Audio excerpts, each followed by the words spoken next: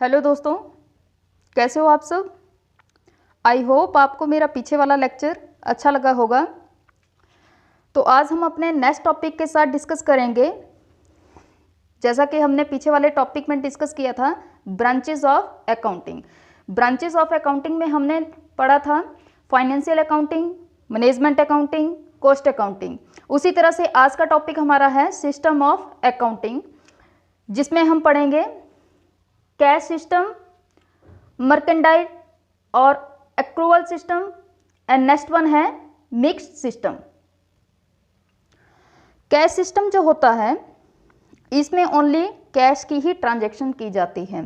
जो भी ट्रांजैक्शन, जो भी फर्म जो होती है, जो छोटे आकार की फर्म होती है, वो वही ट्रांजैक्शन करती है जो कैश के रूप में होती है, और उसे हम किस में लेते हैं, सिस्टम। कौन सा सिस्टम होता है, कैश सिस्टम। ठीक है। फॉर एग्जांपल जैसे हम बताते हैं कि 1 अप्रैल 2016 से 31 मार्च 2017 तक एक बिजनेस चलता है, और बिजनेस किस चीज़ का होता है, किस चीज़ की फॉर्म होती है, वो एक पेन की फॉर्म होती है। तो एक कंपनी जो होती है वो मैन्युफैक्चरिंग करेगी, एक कंपनी मैन्युफैक्चरिंग करेगी पेन को। ठीक है। एक पेन का प्राइस है 10 रुपये। तो एक व्यक्ति उसके पास आता है और वो 10,000 पेन की रिक्वायरमेंट रखता है। तो टोटल अमाउंट कितना बनता है उसका, 1 लाख। ठीक है। जो व्यक्ति, एक व्यक्ति है, उसको नीड है 10,000 पेन की, वो उस फर्म में जाता है और वो 10,000 पेन लेता है, जिसका अमाउंट टोटल कितना बनता है, 1 लाख।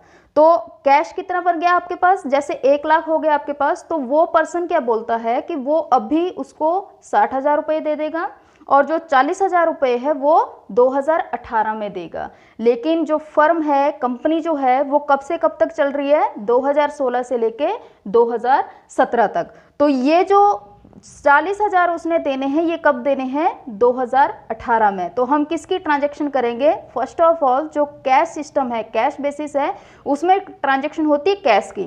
तो वो कैश कितना दे रहा है हमें, 60,000। तो जितना पैसा वो व्यक्ति फर्म को दे रहा है, हम सिर्फ उसी की एंट्री करेंगे, ना कि 1 लाख की। जब हमारे पास 40,000 आ जाएगा 2018 में, उस टाइम हम इसकी एंट्री कर देंगे, लेकिन इस टाइम किसकी एंट्री होगी, 60,000 की।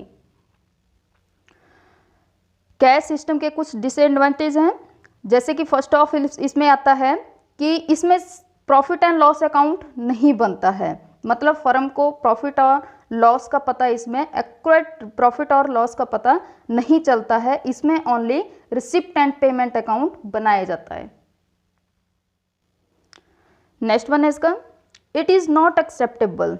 ठीक है। इसको जो कैश बेसिस के ऊपर एक फर्म है, चाहे बिजनेस है, मतलब शॉर्ट टर्म के लिए, उसमें कौन कौन सी चीज़ें उसे एक्सेप्ट नहीं करती है। फर्स्ट ऑफ ऑल आता है आपके पास जनरली एक्सेप्टेड अकाउंटिंग प्रिंसिपल, जो ऐप बोलते हैं, GAAP।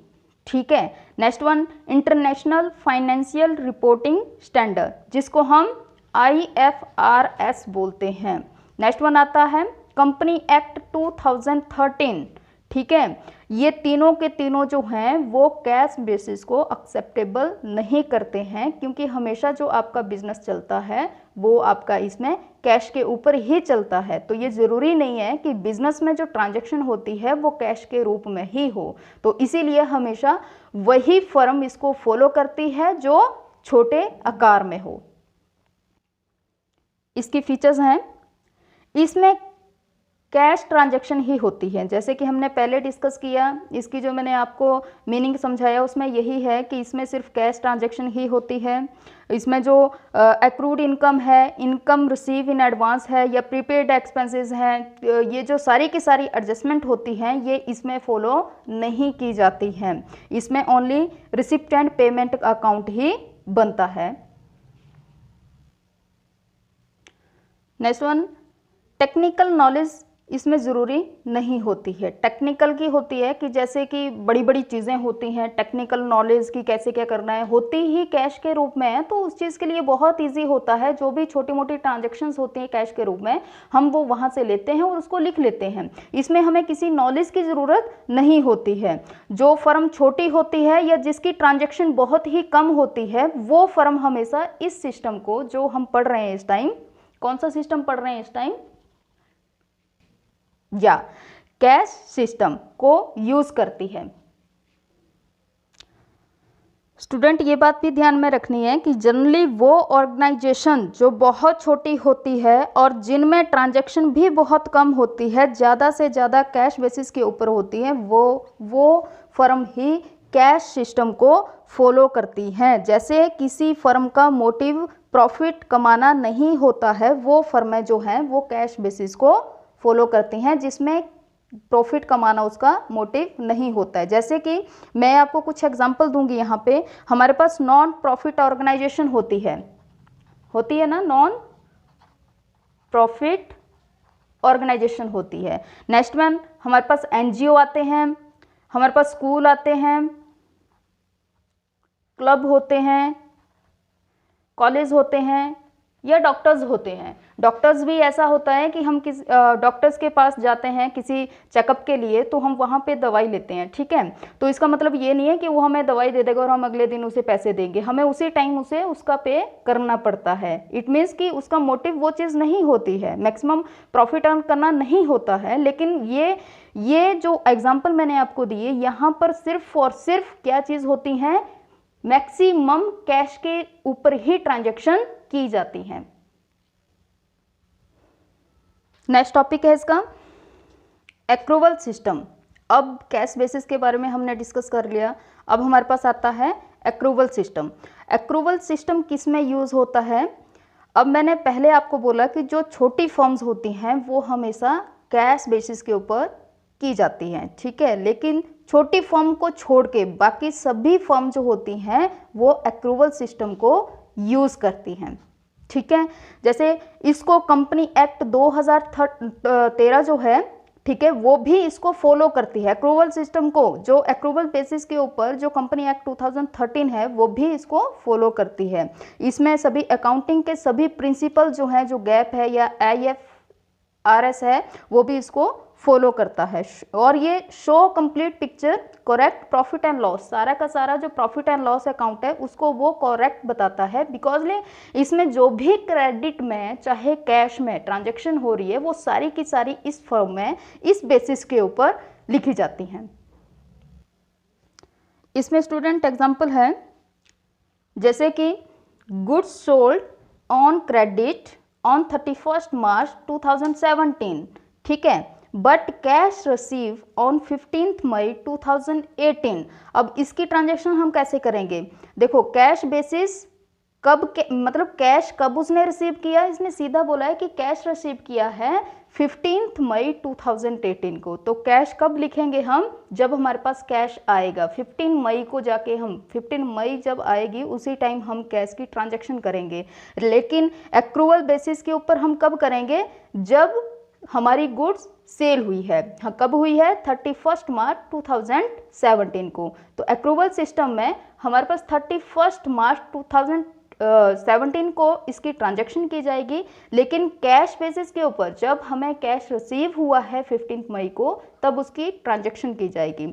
अब पीछे वाले पे हम थोड़ा ध्यान दें कि जहाँ पे हमने एग्जाम्पल बताया था पेन का, जब मैन्युफैक्चरिंग कंपनी जो थी वो एक पेन का बिजनेस कर रही थी, उसने सेल किया था 1 लाख का, जिसमें कैश उसने 60,000 हमें दे दिया था, लेकिन 40,000 उसने अगले साल देने की बताया हुआ था कि मैं अगले साल को दूंगा, 2018 में दूंगा, ठीक है।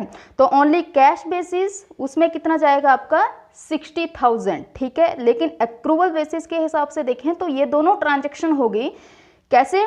क्रेडिट में जाएगा हमारा जो क्रेडिट उधार, ठीक है, उसमें जाएगा हमारा 40,000, और जो कैश बेसिस के ऊपर गया उसको हम 60,000 लिखेंगे जब उसे हमने रिसीव किया।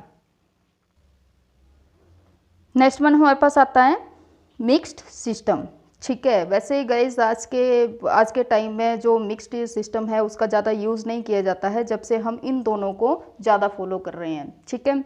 क्योंकि मिक्स्ड सिस्टम जो होता है इसमें हम कैश सिस्टम और एक्रूवल सिस्टम दोनों को मर्चेंडाइज करके, मतलब दोनों को इकट्ठा करके मिक्स सिस्टम में ले लेते हैं। अब इसमें इसका यूज़ ज़्यादा नहीं होता है, लेकिन इसको हम सिस्टम ऑफ अकाउंटिंग में लेते ही हैं, ठीक है। मिक्स्ड का मतलब वही होता है कि मिक्स, जो दोनों की दोनों हमारे पास सिस्टम है, दोनों के दोनों बेसिस हमारे पास दे रखे हैं, कैश और एक्रूवल, दोनों को प्लस करके जो रोल हमारे पास आता है वो मिक्स्ड का आता है। दोनों को मिला के हमारे पास मिक्स्ड अकाउंट बनाया जाता है। लेकिन आज के टाइम में ये चीज़ फॉलो नहीं होती है, इसलिए हम ज़्यादा फोकस जो है वो कैश सिस्टम के ऊपर और एक्रूवल सिस्टम के ऊपर देंगे।